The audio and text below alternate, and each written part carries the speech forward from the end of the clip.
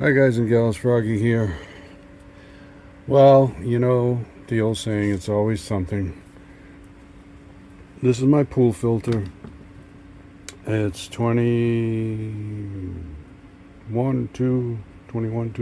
old. Anyway, 10-year warranty. I repaired it, and you can look at that other video where I repaired it. And I think my repair is good, but it split the other way. So this is toast. I'm not going to repair it another time, and they don't make this part anymore.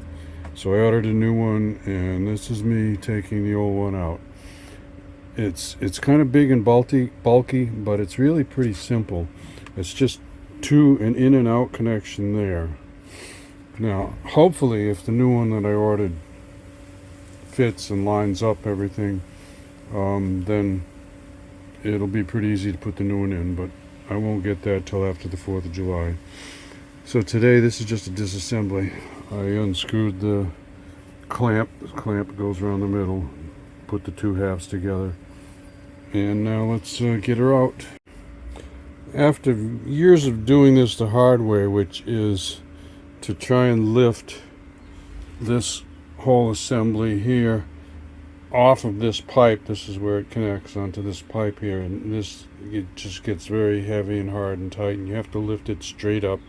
You can't cock it one way or the other way, or it binds up. So after doing that for many years and busting my back, I figured out an easier way to do that, which is just to disassemble all of these wings. I'll call them wings, little filter wings. Take this top off just by unscrewing this. Now, the other end of this, and it's like a threaded rod that's about 2.5 feet long. It's not attached to anything. It'll spin, but if you use an impact driver, you can knock this nut loose and this will stay attached. See, actually I can spin it now with my fingers, but with the impact driver it comes off. So little tip. Well, I take it back what I said. It is my repair that failed. I'll see if I can figure out how long it lasted. I want to say maybe a year. But anyway, the bottom line is, and you've been advised, repairing these pressure vessels is a temporary losing battle. Once their lifetime limit has been exceeded, you're just going to have to replace it. If you can get a part, you can replace the part. It seems like the top cracks before the bottom for some reason. So maybe you can, buy two tops and one bottom. I don't know. But anyway, yeah. It's multiple layers of fiberglass with multiple layers of epoxy, 2-part marine epoxy. And it just gets underneath there, and it's not meant to stand up to heat cycling. This goes from 50F to like 100F cycling when I use the spa, and up to 25 psi. So it just won't handle that. There's too much expansion and contraction, in my opinion. So you can see the holes, the attachment holes for the piping line up with the old one and the new one. So that's why I got the same brand. And the technical support, quote unquote, told me to get this 48 square foot filter, and the old one was a 60 square foot filter. So God only knows why they told me that. But anyway, I think I'm going to be okay. This one cost a little bit less, a few $100 less, but I think I'll just have to run it longer run time. Other than that, I don't think there'd really be much difference. They're both DE, which stands for diatomaceous earth. DE filters. You can see that's the filter body there, and the white part gets coated with the DE, and then the water flows through the white part in the DE, and that's what filters it. Okay, next hour or so I'm going to be digging in the dirt to set this down even, and I'm not going to take any videos of that. So here's an idea of what's going on. Of course, there is actually some kind of a pad underneath there. I don't think it's concrete. I don't know what it is. But there's some kind of a pad that's buried in the dirt. And wouldn't you know that the alignment, it's about a ½ inch off. The new one is about ½ inch high.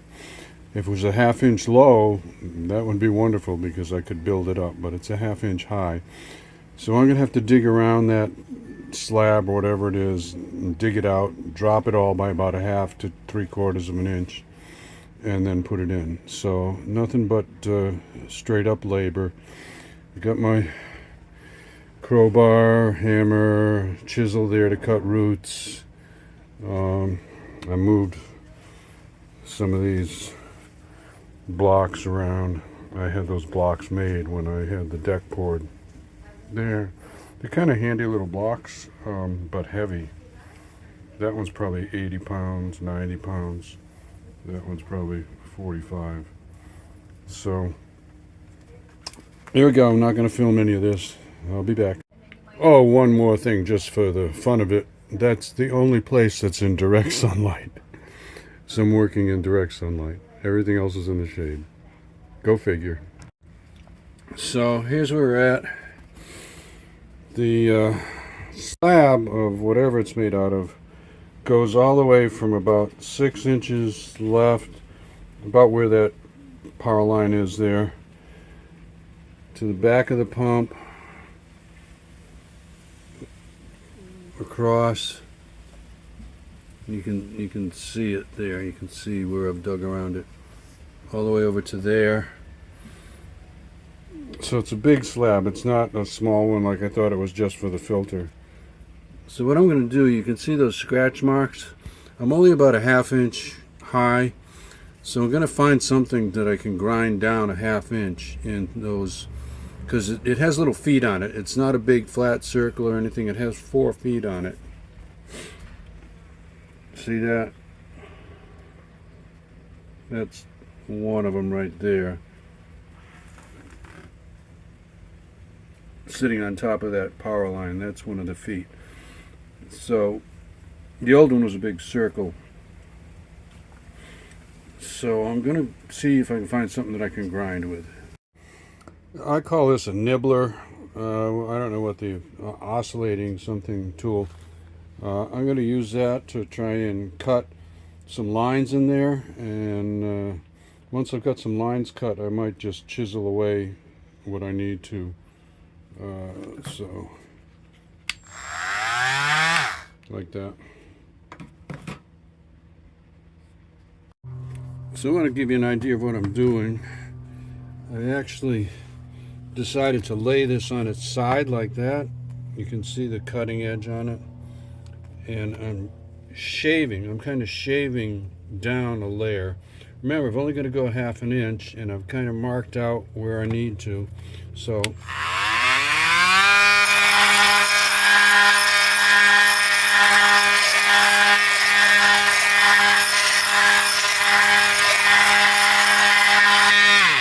I'm doing it like that, basically. I think the roots have lifted this pad up on this side mostly. So I'm mostly concentrating on dropping this down, and I tested it already, and it's pretty close to there. So much better than digging out this pad. There you can see I pushed it in. These are gonna screw on like that. So it's pretty much there. I'm gonna take another 1/8 of an inch off. Actually, what I might do is get a level and put a level on this. So the side nearest the palm, which is right here, that's a palm tree. This side and the back side are the ones that are raised up the most. So I'm just going to dig those down a bit, and I'm going to leave the other two the same because it's pretty much there. Well, I apologize. I kind of rushed through the end of it, but I think you get the meat of it. I put the grid in, I put the top on, supposed to torque it to 12 foot-pounds, and started it up, and it's running, and it's not leaking. So if you have any questions, post them in the comments. Give me a thumbs up or a like if this helps you out. Subscribe to the channel if you want more from Froggy. Ring the bell if you want notifications. Be safe, have fun. Froggy out. Bye bye. And the pool's a little cloudy, but it has to run, I don't know, probably a couple of days before I can, because it was shut down for not quite 2 weeks, but it was shut down for quite a while, and more than a week. And I had to super chlorinate it every day so it didn't get green, but it did get cloudy. So I'm going to keep the pool running until I go to bed tonight. Okay? Froggy out. Bye.